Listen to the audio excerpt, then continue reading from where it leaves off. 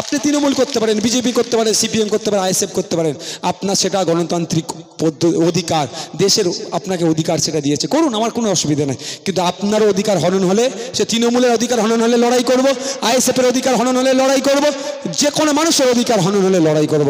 তাহলে বাড়ির জন্য ভোট দেওয়ার দরকার আছে নাই? তারপরে কি বলেছে, লক্ষ্মীর ভান্ডার নাকি কেড়ে নেবো। আপনাদেরকে বলি, মায়েরা এখানে তো হেভি অংশের আছে, মায়েদের বলছি লক্ষ্মীর ভান্ডারের কথা ভুলে যান, ও বাদ দেন। আগামী দিন আমাদের সুযোগ দেন, আমরা মায়েদের জন্য মাস গেলে 5,000 7,000 টাকা মেহনত করে যাতে কামাতে পারে তার ব্যবস্থা আমরা করে দেবো।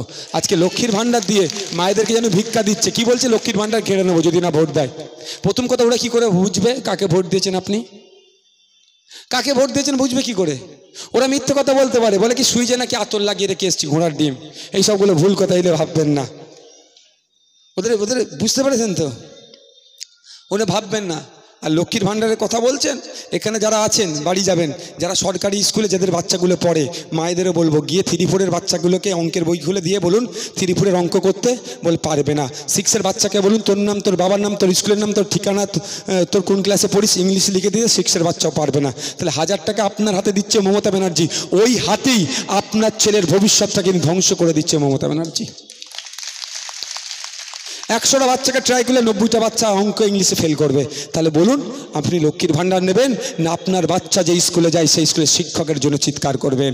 আপনি লক্ষ্মীর ভাণ্ডার নেবেন না আপনার এখানকার হসপিটাল উন্নতি মানে হোক এই কথা বলবেন? আপনি লক্ষ্মীর ভাণ্ডার নেবেন না 330 550 টাকা ফর্ম ফিল আপ করে আপনার ছেলে যাতে চাকরি পায় তার আওয়াজটা তুলবেন? বলুন।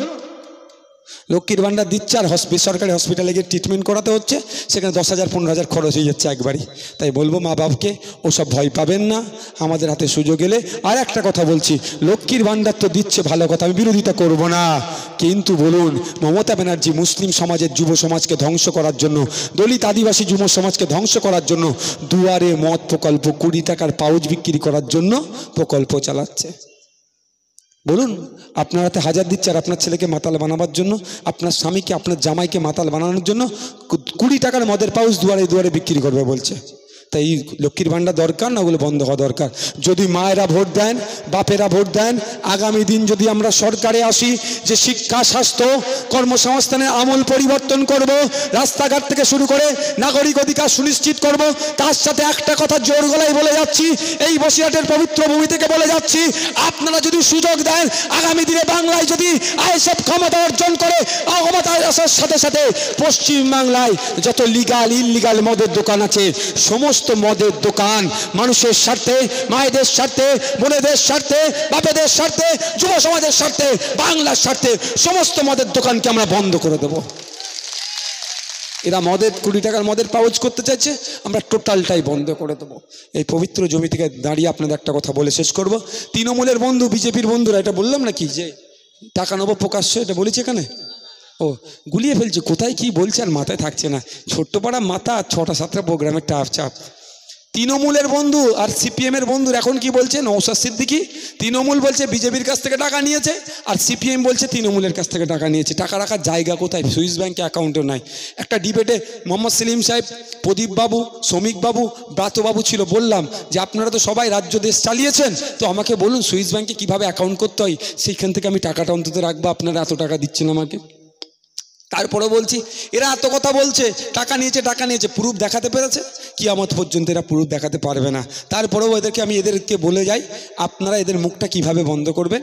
আজকের পর থেকে কোনো পাড়ার চালানার নেতা যদি বলে এই নওশাদ সিদ্দিকী বিজেপির টাকা নিয়েছে, বামেদের চালানার নেতা যদি বলে যে নওশাদ সিদ্দিকী তৃণমূলের টাকা নিয়েছে, একটা কথাই বলবেন, নওশাদ সিদ্দিকী গোপালপুর মোড়ে এসে বলে গিয়েছে প্রকাশ্যে তৃণমূল আর বিজেপির কাছ থেকে টাকা নেবে, তোমরা ব্যবস্থা করে দাও।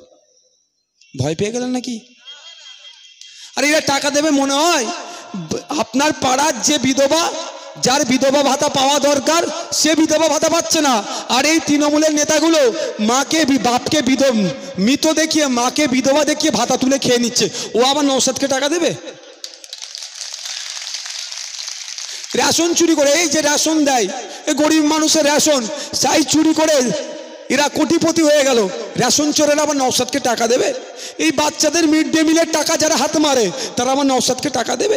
আর কেন্দ্রের বিজেপি সরকার ও ইলেকট্রাল বন্ড নিয়ে জীবনদায়ী ঔষধ যারা তৈরি করে তারা আবার মোদী সরকারকে টাকা দিয়েছে, আর ওষুধের দাম দ্বিগুণ তিনগুণ বাড়িয়ে দিচ্ছে, ওরা বিজেপি আবার টাকা দেবে। তারপরেও বলছি যদি টাকা দেয় আমি প্রকাশ্যে নেবো, যারা টাকা নেওয়ার ব্যবস্থা করে দেবে আমাকে, তাদের জন্য আমার একটা গিফট আছে।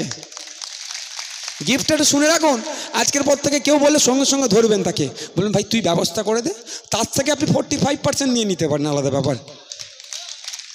আমাকে এই গোপালপুর বাজারে বলছি, এখানে তো মুফতি সাহেবদের মাশাআল্লাহ প্রচুর মুফতি সাহেব আছেন, আরও হোক, সমাজের জন্য দেশের জন্য কথা বলুক। বিজেপির নুপুর শর্মার বিরোধিতা যেভাবে মুফতি সাহেবরা করেন, আশা করব মমতা ব্যানার্জি কোরআন শরীফকে নিয়ে যে বাজে মন্তব্য করেছে একইভাবে বিরোধিতা করবে। ঠিক যেভাবে রামকৃষ্ণ মিশনকে নিয়ে মন্তব্য করেছে, তো বলে আপনাদের সামনে মমতা ব্যানার্জি সার্টিফিকেট দেবে ফুরফুরা শরীফকে, মমতা ব্যানার্জি সার্টিফিকেট দেবে বেলুন মঠকে, মমতা ব্যানার্জি সার্টিফিকেট দেবে রামকৃষ্ণ মিশনকে, মমতা ব্যানার্জি সার্টিফিকেট দেবে ভারত সেবা সংঘকে। এই সমস্ত বেলুন মঠ, রামকৃষ্ণ মিশন, ফুরফুরা শরীফ, ভারত সেবা সংঘকে সারা পৃথিবী জানে। মমতা ব্যানার্জিকে সার্টিফিকেট দিতে লাগবে না। মমতা ব্যানার্জি যারা তল্পিবাহক হবে না তারাই খারাপ হয়ে যাবে। সময় আসছে আগামী দিন ফুরফুরা শরীফ, রামকৃষ্ণ মিশন, বেলুন মঠ, ভারত সেবা সংঘ ঐক্যবদ্ধ হয়ে এই তোলাবাজদের বিরোধিতা করবে একসাথে পায়ে পায়ে মিলিয়ে। চোরেদেরকে চোর বললেই অমুক মহারাজ খারাপ, তমুক মহারাজ খারাপ, ওই পীর সাহেব খারাপ। তারপরেও বলছি, কদিন আগে বলেছিল রামায়ণ কি আর কি গীতা কোরআন শরীফ নাকি শেষ হয়ে যাবে। আমি অন্য অন্য ধর্মের কথা, ধর্মগ্রন্থ খুব বেশি পড়িনি, তবে পড়ার চেষ্টা চলছে আমার। আমি কোরআন শরীফ কিছুটা হলেও পড়তে পেরেছি ব্যাখ্যা করে, সেখান থেকে আমি যতটুকু জ্ঞান অর্জন হয়েছে, কোরআন শরীফ কোনোদিন শেষ হবে না। অপদার্থের মতো যে মন্তব্য করেছে, আশা করব মুফতি সাহেবরা ওই বক্তব্যের প্রকাশ্য তেনার মতামত কি রাখবেন। কি যেটা বলতে যাচ্ছিলাম, হ্যাঁ, মুফতি সাহেব থেকে শুরু করে যারাই হোক না কেন, যদি যারা গোপনে প্রকাশ্যে, আমি কিন্তু সবাইকে সম্মান দিই, সম্মান দিয়ে যাব। কিন্তু দুঃখের বিষয়, উত্তরপ্রদেশে, অসমে কোনো ঘটনা ঘটলে পশ্চিমবাংলাতে কিভাবে বিজেপির বিরোধিতা করতে হয় পশ্চিমবাংলার ধর্মপ্রাণ মুসলমানরা দেখিয়ে দেয়। নুপুর শর্মাকে যখন ঘটনা ঘটেছিল দেখিয়ে দিয়েছিল, আর যখন বলল মমতা ব্যানার্জি আর্টসের নিচে মুসলমানরা পশ্চিমবাংলার থাকে, তখন কোনো মুফতি, কোনো মৌলানা, কোনো হাজির মুখে কথা শুনলাম না। এটাই দুঃখ লাগে আমার। আমি বিরোধিতা তার করছি না, আমি অনুরোধ এটাই করছি, যেদিনকে বলেছিল মমতার উম্মত সেই দিনকে চুপ ছিল, যেই দিন মমতাকে আল্লাহর সাথে তুলনা করেছিল সেই দিন চুপ ছিল।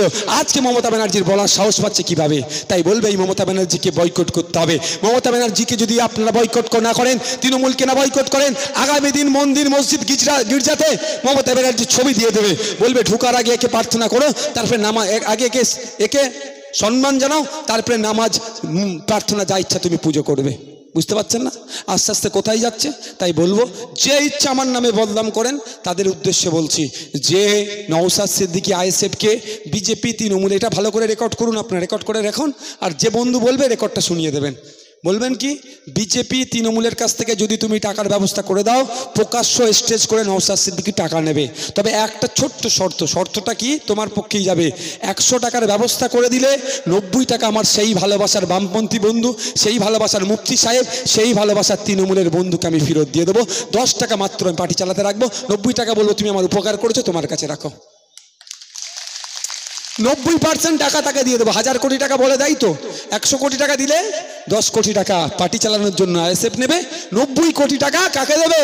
যে বন্ধু আমার ব্যবস্থা করে দিতে পারবে, সে তোমার বন্ধু। আমার টাকা নাই, দেখুন হ্যালোজিন ঠিকঠাক লাগাতে পারিনি, সবার মুখটা আমি দেখতে পাচ্ছি না। টাকা থাকলে অন্তত 20-30টা হ্যালোজিন লাগাতাম এখানে। কি গো ভাই, ঘাটের টাকাতে পার্টি হচ্ছে তো? এই 500 টাকার বিরিয়ানির প্যাকেট আর 500 টাকা রোজ দিয়ে তো কাউকে আনা হয়েছে নাকি আপনাদের? আনা হয়েছে? তাহলে এই যদি না বিরিয়ানি দিয়ে 500 টাকা না দিয়ে যদি এই ভিড় হয়, তাহলে কি হবে বুঝতে পারছেন? তার আমার ওই টাকার আমার দরকার নাই। তারপরে যারা বলছে তাদেরকে জন্য এইটা বলে রাখলাম। তাহলে আজকের পর থেকে যদি কেউ বলে, তাহলে আপনারা কি করবেন? বলবে ভাই তুই প্রকাশ্য টাকা দেবে, ব্যবস্থা কর, তোকে 90 টাকা ফেরত দিয়ে 90% ফেরত দিয়ে দেবে। সকলে ভালো থাকবেন, সুস্থ থাকবেন। যেতে যেতে একটা অনুরোধ, কোনোদিন মমতা ব্যানার্জি, শুভেন্দু অধিকারী, দিলীপ ঘোষ, কুণাল ঘোষ, মোহাম্মদ সেলিমের মধ্যে লড়াই হতে দেখেছেন? তারা লড়াই করে না, আর আমরা বুথের স্তরে লড়াই করে ফেলছি। অনুরোধ এটাই আপনাদের কাছে, একটা ভালোবাসার দাবি আপনাদের কাছে, যে ভোটের জন্য মারামারি হানাহানিতে জড়াবেন না। ভোট আসবে যাবে, নেতা আসবে নেতা যাবে, নেতাদের জন্য মারামারি হানাহানিতে জড়াবেন না। নেতারা ভোট নিয়ে চলে যাবে, মোটা অংশের মাইনে পাবে, 5 বছর শেষে কি পাবে? পেনশন পাবে, আর আমরা নিজেরা মারামারি করব।